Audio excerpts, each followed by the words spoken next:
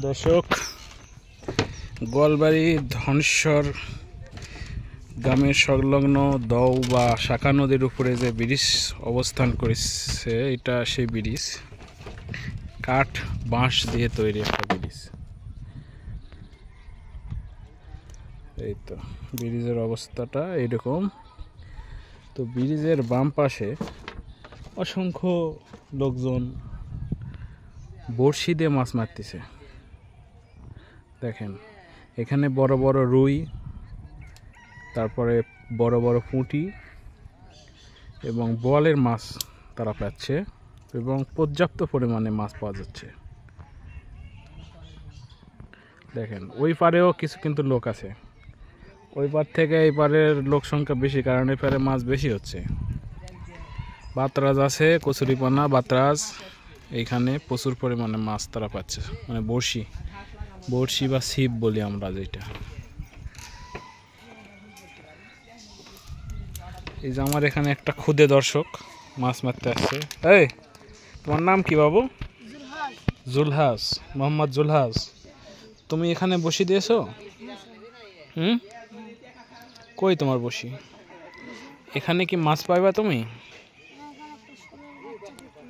এখানে একটা শোলের বাচ্চা দেখেছো? তো তুমি এখানে উপরে আসো, উপর থেকে দাও, তাছাড়া ওই দিকে যাও, এখানে পাইবা না তুমি মাছ, ঠিক আছে? এই তো শোলের বাচ্চা। এইটুক মাছ দিয়ে কাজ হবে না, ওইদিকে যাও, ওইদিকে অনেক বড় বড় মাছ পাইবা, যাও। জুলহাস,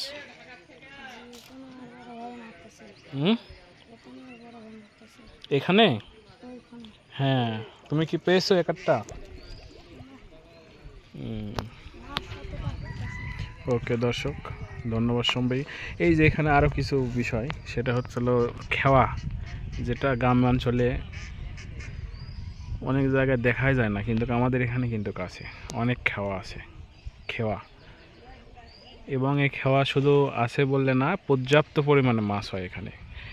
বিশেষ করে যে মানে যেদিন রোদ বেশি হবে, মাছ প্রচুর পরিমাণে সেদিন ধরা পড়ে খেওয়াতে।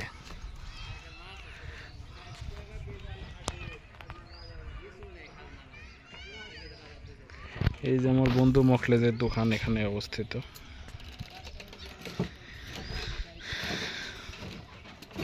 এই যে আমার বন্ধু মখলেজ।